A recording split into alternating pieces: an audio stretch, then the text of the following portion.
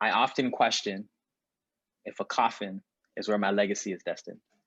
A rigor mortis reflection of me, buried 6 feet deep in the six, my legacy, my soul, awaiting the arrival of 12 disciples and no remnants of me. No fruits of labor left from my seeds, not leaving this world better than when I came in. My name forgotten, not even whispered upon the lips of those my actions impacted. It's scary. I heard once that the worst thing that can happen to us when we are no longer here is not death itself, it is to be forgotten.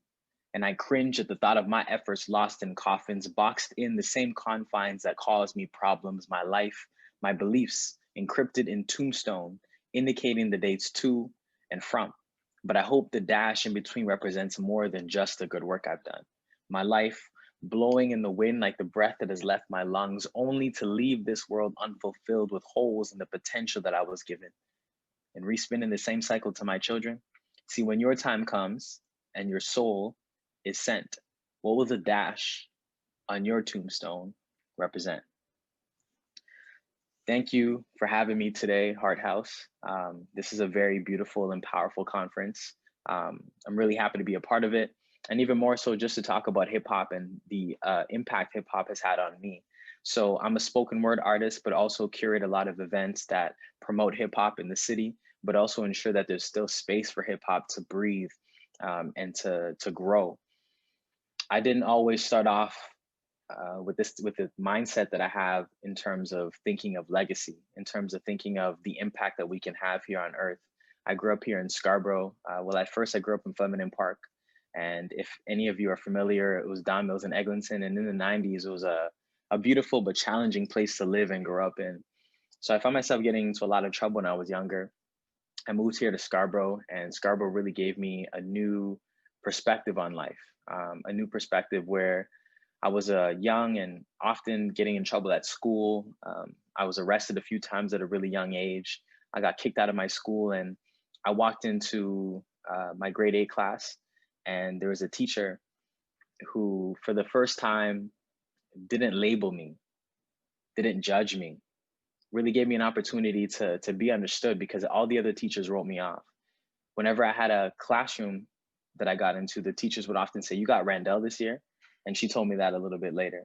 So coming into this classroom where someone really wanted to understand who I was and someone really wanted to get to know who I was different from all the other teachers who wrote me off, all the other teachers who labeled me as delinquent. And it's not that I was a bad kid, I was really just angry and misunderstood.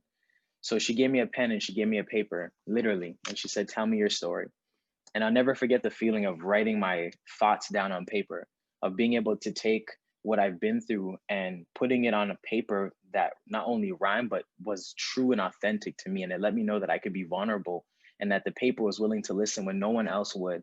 And that the pen would help tell my story when no one else was willing to even share that with me. So it changed my life. And that's how I first got introduced to poetry and spoken word. And as I got older, I studied poetry a little bit more in high school. And I started performing at talent shows that really got me involved in advocacy work and just really getting involved at school. So from that, my life really changed because I was connected to teachers and I was connected to opportunities I never quite had before.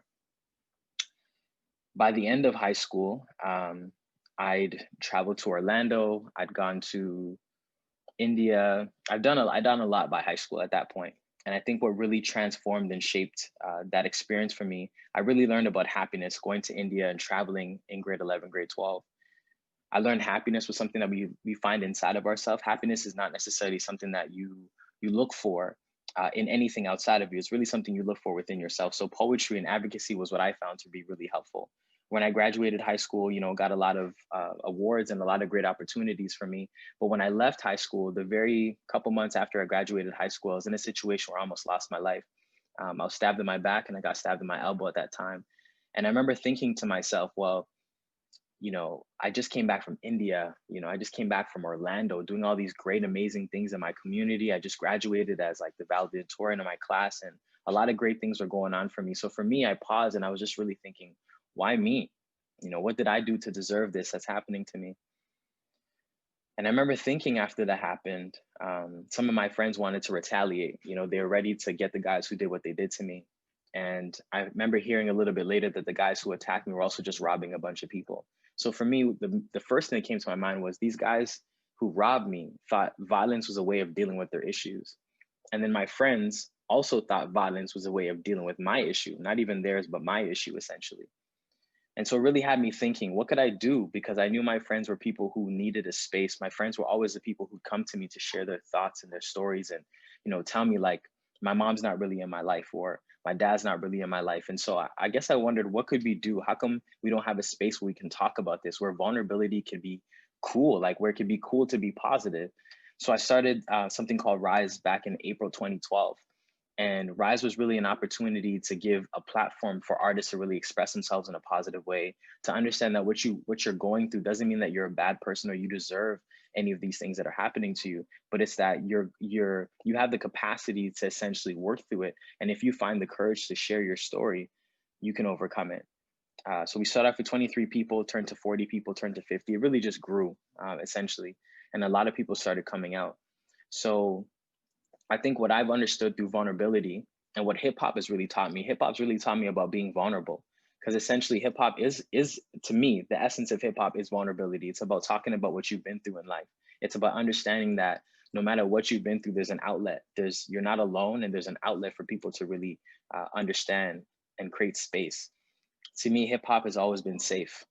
And it's been safe because when I listen to certain lyrics, I'm like, man, I've been through that, or I've experienced that, or I know somebody who's been through that. And not only is hip hop giving me an opportunity to create something here in the city, but I feel like it's really given me an opportunity to understand what it means to create something out of nothing. I studied hip hop in university, actually took a course on it. And one of the things that I learned is that hip hop is essentially a mix of all these different art forms. It's a mix of jazz, it's a mix of blues, it's a mix of soul, and all these different beautiful things that we're able to bring together. And it makes me really think about our lives. And in our lives, we often go through a lot of really challenging things in our lives. But the beauty of what hip hop's given me is that this challenge that you're going through can present an opportunity. And so that's what happened with the birth of it. Living in inner city, a lack of economic opportunities, a lack of resources that they had essentially at that time in New York, where they were then able to create something out of nothing. And I guess a question I'd like to pose to you all is, what aspect in your life are you able to create something out of nothing? And what aspect in your life are you able to create and transform the pain that you're going through and turn it into power? I think we all have this opportunity and really the propensity to transform our pain to power. You know,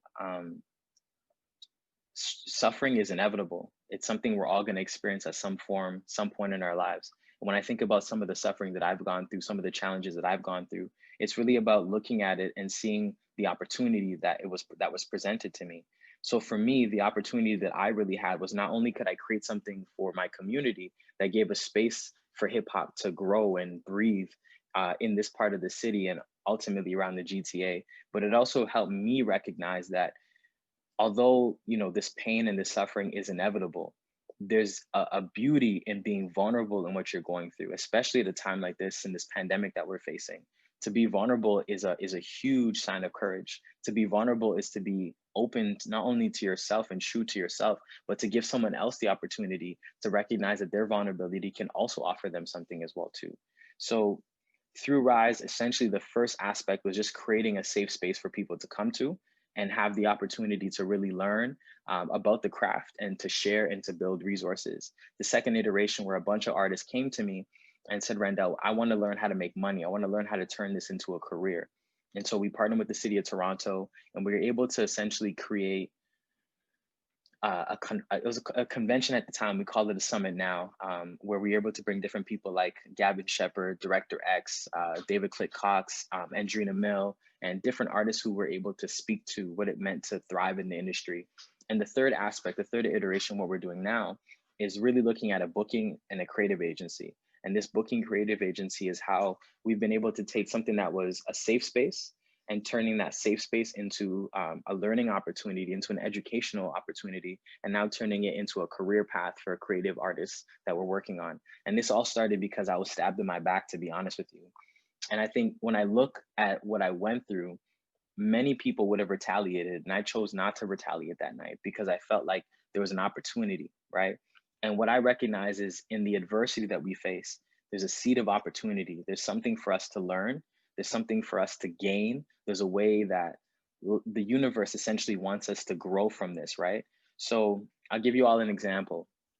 If we're to think of a chair, right? A chair was once a tree.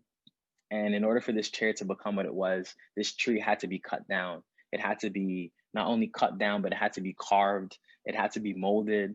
It had to, be sawed off essentially. And I feel like in our lives, sometimes we have to go through that. We have to go through such difficulties, such challenges in our lives in order us to find our purpose. But now that chair, which is once a tree, has purpose. And many of you, as you go through your life, as you go through your journey, you're going to experience times where you will be cut, where you will be challenged or stabbed in your back, metaphorically speaking, of course, and be forced to create something out of it because the world doesn't end after that, right? So I'm looking at, for me, that's my aspect of my story. But I also feel that there's something we can create that can offer something better for the people who come after us. What you go through is not by accident. What you go through is not because you're bad or not because there's anything wrong with you, but more because there's something to learn out of it.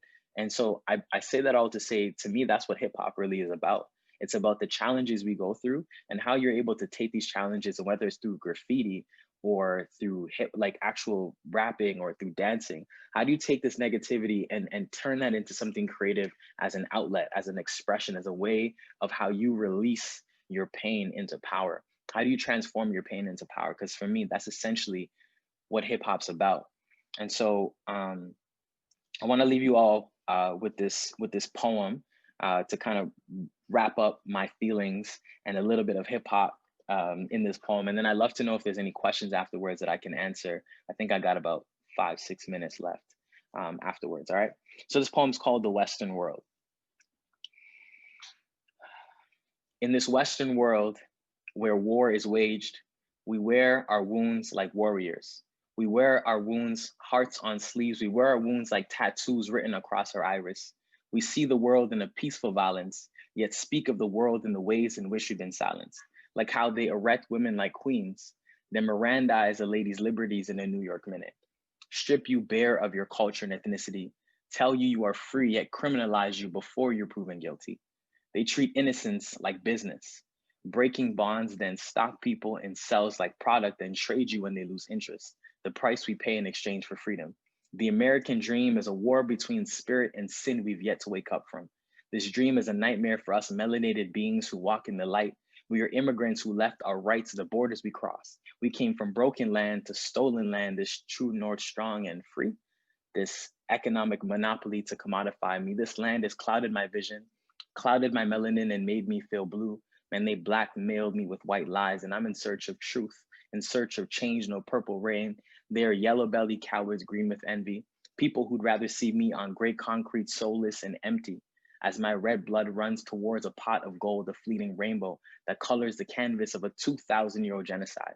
The paintbrush, a gun they use like exercise to run this country. Race is a fundraise marathon that's gotten the world off track. I said, race is a fundraise marathon that's gotten the world off track. Too many issues to get our reparations back for being Black and excellent. Man, they kill Black bodies and extract our melanin for medicine. We are lab rats in a social experiment. They put fluoride in our water to make us docile and chemicals in our food we cannot pronounce. But that's the stuff we need to keep out our mouths. They use our names as bonds of ownership. That's why they capitalize our names so they can capitalize on our names. We are modern day slaves in search of freedom. So for me, growing up in the six, when I was 7, I knew brothers that never ate, so they started carrying 9s. I said one more time, growing up in the six, when I was 7, I knew brothers that never ate, so they started carrying 9s. Like my best friend who started selling rocks, then turned them to boulders. He started packing the heat because the waves were getting colder now. I don't condone selling poison to make a living, but we don't control the drugs that cross these borders into this new world order. Because see, Obama succeeded the snakes in the bush, but only for America to pull the Trump card when we didn't look. Like a game of president, it's politics. That's why sometimes I'm hesitant to vote, just in case they ain't true dough. One more time. I want to make sure you guys understood that. I said, Obama succeeded the snakes in the bush, but only for America to pull the Trump card when we didn't look. Like a game of president, it's politics. That's why sometimes I'm hesitant to vote, just in case they ain't true dough. So sometimes I fear the world my children will inherit. I fear the world my children will inherit. So I do my best before they come, before I perish, to be the change I wish to see. So I wear my hearts on my sleeves. Tattooed across my skin are my wounds of this utopia, I believe, in hopes of brighter tomorrows. Because every sunrise, a Black mother's nature is mourning the death of her son at his wake. Mourning has become a ritual of survival, a coping mechanism, a means of honoring our reincarnated ancestors, because life and death coexist in the form of faith and breath. In the fleeting moment of an inhale, a reminder it is a gift to be alive. Despite the pain tattooed behind my eyes, here I stand. Tattooed across my skin are my wounds, the plight of this African Canadian man. Thank you all for listening. If there are any questions, I'm happy to take any questions, but I want to leave it off with this, just to say, we often look to our ancestors. And when we look to our ancestors, we look to what they've created for us, the path that they created in order for us to be here now, in order for us to be able to walk and enjoy the fruits of their labor. And as we look to our ancestors for what they've done for us, I think it's equally important that we also consider when one day we too are going to be someone's ancestor. And in the midst of becoming someone's ancestor, how are you paving a path? How are you creating a legacy today that's going to inform and improve their future or improve the future for them? And I think it's important that we look at what is it every day, whether it's reading, whether it's meditating, whether it's, just being kind or following your passion in a way that's going to allow for other people to be better or do better. I really encourage you and I really implore you as you leave this conversation and as you're listening to the rest of the conference to really consider what is the legacy you want to leave behind.